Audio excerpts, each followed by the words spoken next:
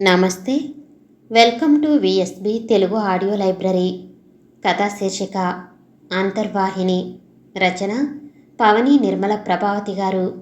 ఇక కథలోకి వెళితే, లైట్ వేసుకోకుండా చీకటిలో ఒంటరిగా గదిలో కూర్చుని ఉన్న పార్వతిని చూసి ఆశ్చర్యపోయాడు విశ్వనాథం. ఈ వేళప్పుడు ఆమె అలా మంచం మీద కూర్చోదు. ఇల్లంతా తిరుగుతూ ఏదో పని చేసుకుంటూ లక్ష్మీస్తవమో మరేదో అష్టకమో చదువుతుంటుంది. ఏం పార్వతి, ఇలా తీరికగా కూర్చుని ఉన్నావు అంటున్న భర్త వైపు నిర్లిప్తంగా చూచింది పార్వతి. ఏమిటో ఒళ్ళంతా నొప్పులుగా ఉంది, జ్వరం వచ్చేలా ఉంది, ఏమీ చెయ్యబుద్దవటం లేదు అంది మెల్లిగా. విశ్వనాథం చప్పున ఆమె నుదుటి మీద చెయ్యి వేసి చూశాడు. వెంటనే నవ్వేస్తూ, నీ మొహం, నీకు జ్వరం రావటమేమిటి? ఆరోగ్యానికి మారుపేరు నువ్వు, కానీ నీకన్నీ అనుమానాలే. జ్వరం రాదు, ఏమీ రాదు. హాయిగా భోజనం చేసి రెస్ట్ తీసుకో. ఈరోజు క్లబ్బుకు వెళ్ళనివ్వవేమోనని హడలిపోయాను అన్నాడు. పార్వతికి ఒళ్ళు మండింది. తన ఆరోగ్యం ఆయన గారి క్లబ్బు వగేరా కార్యక్రమాలకు అడ్డొస్తుందేమోనని భయమా? అంతేనా? అంతకు మించి మరేం కంగారు లేదా తనను గురించి? నేను క్లబ్బుకు వెడుతున్నాను పార్వతి. నా కోసం వెయిట్ చేయకుండా హాయిగా భోంచేసి పడుకో. పిల్లలిద్దరూ సినిమాకు వెళ్లారల్లే ఉంది అంటూనే ఆమె జవాబు ఆశించకుండా చకచకా వరండా మెట్లు దిగి వెళ్ళిపోయాడు. పార్వతి అలాగే కూర్చుండిపోయింది. ఆమె మనసంతా చికాకుగా ఉంది. ఈరోజు తను వంట మనిషి అన్న భావం పదే పదే కలుగుతుంది. సాయంత్రం రామం, రవి, అమ్మా మేం పిక్చర్కు వెళ్ళొస్తాం అని చెప్పినప్పుడు, నాకు ఈ రోజేమిటో ఒంట్లో బాగలేదర్రా, రేపు వెళ్ళకూడదు అంది. వాళ్ళిద్దరూ క్షణకాలం ఆశ్చర్యంగా తన వైపు చూసి, సరిగ్గా ఇందాక విశ్వనాథం చూచినట్లే, నీకేమమ్మా, జ్వరమా? ఏమి లేదే, ఈరోజు వెళ్ళాలి పిక్చరుకు, మా ఫ్రెండ్స్ అంతా కాచుకుని ఉంటారు అంటూనే వెళ్ళిపోయారు. నిజంగా తనకు జ్వరం వచ్చేలా ఉంది. ఇప్పుడే వచ్చిందేమో కూడాను. ఈ జ్వరం ఎక్కువయి హఠాత్తుగా తనకేదైనా అయితే తనకెవరూ లేరా? ఆమెకు ఆ భావం శరీరమంతా భయంతో కంపించేలా చేసింది. గబగబా లేచి ఇల్లంతా తిరుగుతూ లక్ష్మీస్తవం చేసుకుందామని ప్రయత్నించింది. శరీరము మనసు కూడా సహకరించలేదు.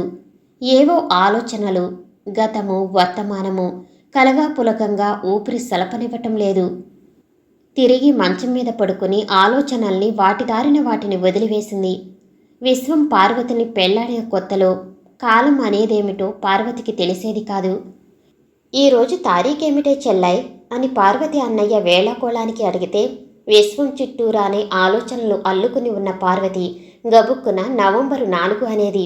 భలే, ఈరోజు అక్టోబర్ 3 అమ్మడు, నిన్ను నవంబర్ 4వ తేదీ పిలిచికెళ్తానని రాశారు బావగారు. అందుకే నీకు ప్రతిరోజు నవంబరు 4లా అనిపిస్తుంది అంటూ ఆట పట్టించేవాడు. అవును, పార్వతి ఆలోచనలన్నీ విశ్వం చుట్టూరానే. మరో 15 రోజులాగి వెళ్ళమ్మా పార్వతి, ఎలాగ పండగ వస్తుంది కదా అని అమ్మ నాన్నగారు అంటే వాళ్ళిద్దరూ విలన్స్లా కనిపించేవారు ఆమె కళ్ళకు. ఆయన గారు హోటల్లో తినలేరు, పైగా ఆఫీస్ వేళకు అన్నీ అమర్చి పెడితే సరే గాని, లేకుంటే కాళ్ళు చేతులు కూడా మర్చిపోతారు అనేసింది. అమ్మ నాన్నగారు ఆశ్చర్యంగా ఆమె వైపు చూశారు. ఆ చూపులలో, అప్పుడే ఎంత ఆరిందైపోయావే పార్వతి, మేం పరాయి వాళ్ళమైపోయాం అన్న భావం నిండి ఉన్నట్లు తోచింది పార్వతికి. తనలా మాట్లాడి ఉండవలసింది కాదు అనుకుంది చాలామార్లు. అక్కలు చెల్లెళ్ళు, అమ్మ నాన్నగారు, అన్నయ్య వదిన, స్నేహితురాలు ఒకరేమిటి, అందర్నీ తప్పించుకోవాలనే ఆరాటం, ఎవరితోనూ సంబంధాలు వద్దనిపించే మనస్థితి. విశ్వం విశ్వం విశ్వం. అతగాడొక్కడే సర్వంతర్యామిలా మనసు నిండా నిండిపోయాడు. మీ అక్కయ్య కొడుకు ఉపనయనమట, భారీ ఎత్తున చేయాలనుకుంటున్నారట. 10 రోజులు ముందుగా నిన్ను పంపమని వ్రాసిందో మీ అక్కయ్య నాకు అన్నాడు విశ్వం ఆ రోజు. అప్పటికి పిల్లలు, జంజాటం లేదు. నేను చేసే సాయం ఏమిటి నా మొహం, అంత దూరం నేను ప్రయాణం చేయలేను, అసలు నాకు ఒంట్లో బాగుండటం లేదు కూడాను. అదీగాక మీకు ఇబ్బంది. మరో కారణం ఏమిటంటే అనవసరంగా డబ్బు ఖర్చు. ఇంకోటి ఏమిటంటే, ఆమె మాట పూర్తి కాకుండానే విశ్వం ఆమెను చుట్టివేసి నవ్వాడు. ఇంకా ఇంకా కారణాలు చెప్పకు, అబద్ధాలు. ఒక్క ముక్కలో నా మొగుణ్ణి వదిలిపెట్టి నేను రాను, ఉండలేను అని జవాబు వ్రాసేయరాదు. అవును, ఆ రహస్యం అతగాడికి తెలిసిపోయింది. అది తెలిసిపోయాకే అతగాడిలో మార్పు వచ్చిందేమో. అందాక పార్వతి పార్వతి అంటూ అస్తమానము తన చుట్టూరానే తిరుగుతుండే విశ్వం మెల్లిగా కొత్త వ్యాపకాలు ఏర్పరచుకున్నాడు ఒక్కొక్కటిగా. పుస్తకాలు చదువుకుంటూ కూర్చోవటం, స్నేహితుల్ని పోగు చేసుకోవటం, క్లబ్బుకు వెళ్ళి రావటం. అలా రామం రవి పుట్టారు, పెరుగుతున్నారు. విశ్వం తనని నిర్లక్ష్యం చేస్తున్నాడేమోనన్న ఆలోచన కలిగే క్షణంలో పిల్లలిద్దరి అల్లరి, ఆటపాటలు, అవసరాలు ఆ ఆలోచనలను ఆమెలో తాత్కాలికంగా ఆపుచేస్తున్నాయి. అయినా కాస్త తీరిక చిక్కగానే ఏమిటి స్త్రీ జీవితం అన్న ఆలోచన మొదలవుతుంది. ఆడపిల్ల పుట్టినప్పటి నుంచి తల్లిదండ్రులకు సమస్యగానే అనిపిస్తుందేమో. దీనికా మూడు ముళ్ళు పడితే అంటూ ఈ శని విరగడైతే చాలు అన్నట్లుగా పెంచుతారు. కానీ ఆ తల్లిదండ్రుల మీద, పుట్టినింటి మీద ఆడపిల్లకు ఉన్నంత అభిమానం మగపిల్లలకు ఉండదేమో అనిపిస్తుంది. చాలామంది ఆడవాళ్ళని చూస్తుంటే పెళ్లితో ఆ బంధం చాలా వరకు తెగిపోతుంది. పుట్టింటి వారికి పెళ్ళైన కూతురు ఓ చుట్టం, ఇటు ఆ అమ్మాయికి పుట్టిల్లు ఓ బంధువుల ఇల్లు, తర్వాత భర్త అంటే పడి చావటం. కానీ ఆ మోజు ముచ్చట మాత్రం ఎన్నాళ్ళు? పిల్లలు పుట్టే వరకు. తనంటే తన భార్య ప్రాణాలైనా ఇస్తుంది. తను తప్ప మరో లోకమే ఆమెకు లేదని తెలిసిపోయాక ఇక మగాడికి నిశ్చింత, నిర్లక్ష్యం వచ్చేస్తాయి. ఆ బంధము సడలుతుంది. తిరిగి కాస్తంత ఒంటరితనం. పిల్లలు పెరుగుతున్నారు, వాళ్ళు నన్ను ఉద్ధరిస్తారు అన్న ఆశ మొదలవుతుంది. ఆ ఆశతోనే తిరిగి పిల్లల మీద విపరీతమైన మమత పెంచుకుంటుంది. కానీ ఎన్నాళ్ళు? ఆలోచన అందాక వచ్చేసరికి పార్వతి మనసు చివుక్కుమంటుంది. ఒరే రామం, నీ బుక్స్ పెట్టుకునే షెల్ఫ్లో దుమ్ము పడకుండా ఈ చిన్న కర్టన్ తయారు చేశాను. బుక్స్కి వేసే గుడ్డ కాబట్టి సరస్వతీదేవి బొమ్మ కుట్టాను. ఎలా ఉంది అంది పార్వతి ఎంతో ఆశతో. రామం చాలా చాలా మెచ్చుకుంటాడని ఆశిస్తూ. ఎంబీబీఎస్ ఫైనల్ ఇయర్ చదువుతున్న రామం దృష్టిలో మనసులో అందమైన అమ్మాయిలు, కాలేజీకి కట్టుకు వస్తున్న చీరల రంగులు, డిజైన్లు, అందాలు నిండి ఉన్నాయే గాని అమ్మ కుట్టిన బొమ్మను గురించిన ఆసక్తి ఎలా ఉంటుంది? షెల్ఫ్కు కర్టన్ ఎందుకమ్మా నీ పిచ్చి గాని? సరస్వతీదేవి బొమ్మకు కుట్టావు. Waste of time, waste of energy. ఓ మంచి డిజైన్లో బాంబే డైయింగ్ క్లాత్ పీస్ తీసుకుంటే సరిపోయేది. సర్లే అలా ఉంచు, కావలిస్తే వేసుకుంటాను అన్నప్పుడు కానీ అర్థం కాలేదు ఆమెకు. ఒరే రవి, ప్రతి సాధకానికి వంక పెట్టి సరిగా తినుకుంటే ఏం చేసేదికా? అసలు మీకు మీ నాన్నగారికి వేలుకు అమర్చి పెడుతుంటే అర్థం కావటం లేదు నా విలువ. మీకు సెలవులివ్వగానే ఓ 2 నెలల పాటు మా నాన్నగారి దగ్గర ఉండి వస్తాను.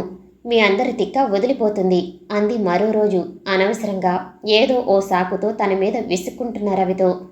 ఇంజనీరింగ్ 3rd ఇయర్ చదువుతున్న రవి క్షణకాలం పార్వతి కేసి విచిత్రంగా చూచి పకపకా నవ్వాడు. ఏమన్నావమ్మా? తాతగారింటిగా? ఎలా వెళతావు? ఏనాడైనా వాళ్ళు ఆప్యాయంగా పిలిచినప్పుడు వెళ్ళొచ్చావా? నాకు రావటానికి వీలు కాదు అని వ్రాసేయలేదు. ఈరోజు తగుదనమ్మా అని ఎలా వెళతావు అన్నాడు. వెంటనే రామం అందుకున్నాడు. అంతేకాదురా రవి, మన అత్తయ్యలు పిలిస్తే వెళ్ళిందా? స్నేహితురాలు పిలిస్తే వెళ్ళిందా? ఇల్లే కైలాసం, ఇల్లే వైకుంఠం అన్నట్లు అందరి ఆహ్వానాలు తిరస్కరించి అందరినీ శత్రువుల్ని చేసుకుంది. ఈరోజు వెళ్ళాలన్నా ఎక్కడికి వెళుతుంది అమ్మా? పార్వతి నిర్ఘాంతపోయింది. కొడుకులిద్దరూ ఎంత తీవ్రంగా తనని విమర్శిస్తున్నారు. అదంతా ఎవరి కోసం? మీకు మీ నాన్నగారికి ఇబ్బంది జరుగుతుందని కాదు, మీకోసం కోపంతో ఊగిపోతూ మాటల కోసం తడుముకుంది పార్వతి. మా కోసమా? రవి ఆశ్చర్యంగా అరిచాడు. మేమేం పాలు తాగే పసిపాపలమా? మా పనులు మేం చేసుకోలేమా? హోటల్ నుంచి క్యారియర్ తెప్పించుకోలేము? ఆ 10 రోజులు ఏ అత్తయ్యనో బామ్మనో బ్రతిమాలి ఇక్కడికి పిలుచుకోలేమా? నీ అంత నువ్వుగా నీ కాళ్లకు చేతులకు సంకెళ్ళు వేసుకుని అది మా కోసమని చెప్పటం ఎంత తెలివిగల అమ్మవైనా అన్యాయమమ్మా అన్నాడు. పార్వతి మాట్లాడలేకపోయింది. తను నీళ్లు పోసి చొక్కాలు తొడిగి గోరుముద్దలు తినిపించిన తన పిల్లలు ఈనాడు వాళ్లకు తన అవసరమేమీ లేదని స్పష్టంగా చెప్పేస్తున్నారు. నీకు ప్రపంచంలో మరెక్కడా స్థానం లేదమ్మా. నీకే కాదు, ప్రతి ఆడదానికి అంతేనేమో. అది మీరు మీ అంత మీరుగా చేసుకునే తెలివి తక్కువ పని. సర్లే, నీకు వెళ్ళాలని ఉంటే మా సెలవుల వరకు ఆగనవసరం లేదు. రేపే బయలుదేరు, ట్రైన్ ఎక్కించి వస్తాము అన్నాడు రామం. ఆ రాత్రంతా పార్వతికి నిద్ర పట్టలేదు. తన స్థానం ఇక్కడే, తనుండవలసింది ఇక్కడే. కానీ ఇక్కడ తను ఏకాకిగానే మిగిలిపోయింది. విశ్వానికి ఎన్నో వ్యాపకాలతో తీరికే ఉండదు. అతగాడు ఉద్యోగం, ఫ్రెండ్స్, క్లబ్బు, వీటన్నిటి తర్వాత తను గుర్తొస్తుందేమో. ఆ మాటంటే అతగాడు నవ్వేస్తాడు. అవునోయ్, మా మగాలికి ఎన్నో బాధ్యతలు. 10 బాధ్యతల తర్వాత 11వ బాధ్యత ఇల్లాలు. మీరు అస్తమాను ఇంట్లో కూర్చుంటారు కాబట్టి మమ్మల్ని మీతోనే లోకం అనుకోమంటే ఎలా? ఈ ఒంటరితనం ఎలా భరించటం? దెన్ పార్వతి తుళ్ళిపడింది. ఆమె ఆలోచనలన్నీ పారిపోయాయి. వంటింట్లో పిల్లి ఏదో గిన్నె దొర్లించినట్లుంది. పార్వతి గబుక్కున లేవబోయింది. తల తిరిగిపోతుంది. కణతలు పగిలిపోతున్నాయి. కళ్ళు గిరగిరా తిరిగినట్లయి తిరిగి మంచంలోనే కుప్పగా కూలిపోయింది. పార్వతి, అరే నిజంగా జ్వరం ఏమిటి అంటూ పార్వతి నుదుటి మీద చెయ్యి వేసి తుల్లిపడ్డాడు విశ్వం. చెయ్యి చురుక్కుమనేంత వేడిగా ఉందామె ఒళ్ళు. మూసుకుపోతున్న కళ్ళని మెల్లగా తెరుస్తూ నీరసంగా అంది పార్వతి. మీరు వెళ్ళి భోజనం చెయ్యండి. అన్నీ డైనింగ్ టేబుల్ మీద ఉన్నాయి. సర్లే, అవన్నీ మేం చూసుకుంటాం.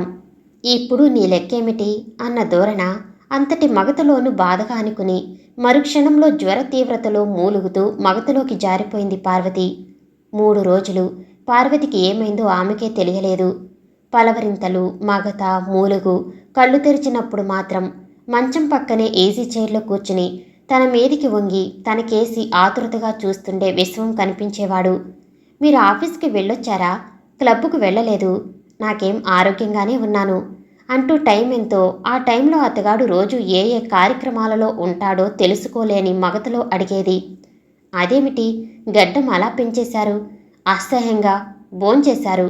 అది ఆ రోజు కాస్త జ్వరం తగ్గి పరిసరాలు పూర్తిగా గుర్తుపడుతూ, మేమంతా బాగానే తింటున్నాం, తిరుగుతున్నాం.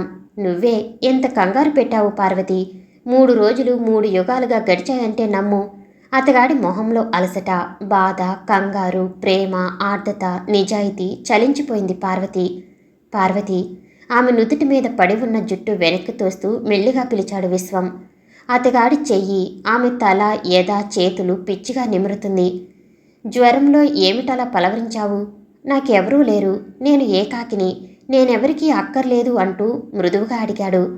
ఆమె పేలవంగా నవ్వింది. ఏమో, నాకేం తెలుసు అంది. నువ్వు ఏకాకివైతే నేనెవర్ని? ఈ 4 రోజులు నువ్వెలా పడుకుని ఉంటే ఇల్లు ఎలా ఉందో తెలుసా? శ్మశానంలా అనిపిస్తుంది నా మటుకు నాకు. పిల్లలిద్దరూ కాలుగాలిన పిల్లుల్లా నీ మంచం చుట్టూరానే తిరుగుతున్నారు. అమ్మకు పాపం ఒళ్ళు బాగలేదు అంటూ విశ్వం క్షణకాలం ఆగాడు. మీ అందరికీ నే లేకున్నా జరుగుతుంది నిర్లిప్తంగా అంది పార్వతి. విశ్వం క్షణకాలం ఆమె వైపు విచిత్రంగా చూశాడు. ఎవరన్నారా మాట? ఆశ్చర్యంగా అడిగాడు. అస్తమాను మీరు పిల్లలు అంటూనే ఉంటారుగా. విశ్వం ఆమె కళ్ళల్లోకి చూస్తూ ఏదో అర్థమైన వాడిలా తలాడించాడు. మృదువుగా నవ్వాడు. వేళకు నువ్వు అన్నీ అమర్చిపెడుతూ ఉంటే, భోగభాగ్యాలలో మునిగి తేలుతుంటే రాజకీయ నాయకులు క్విట్ పావర్టీని గురించి ఉపన్యసించినట్లు ఎన్నో వెర్రి మాటలు మాట్లాడుతాం. అవన్నీ నిజమనుకుంటున్నావా? నిజంగా నేను ఏకాకినిగాను? ముమ్మాటికి కావు.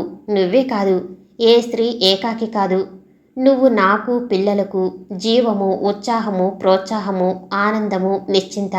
ఒకటేమిటి, అన్నీ ప్రసాదించే అంతర్వాహినివి. నీ సేవ పైకి కనిపించని అంతర్వాహిని. ఈ ఇంటిలోని అణువణువులో నువ్వున్నావని ఈ 3 రోజుల్లో పిల్లలకు కూడా అర్థమైంది. మరొక్కటి నువ్వు గుర్తిస్తే ఇంత బాధపడేదానివి కావేమో. ఏమిటది? మెల్లగా అడిగింది పార్వతి. నా మీద, పిల్లల మీద నీ ప్రేమ ఉప్పొంగే నదిలాంటిది.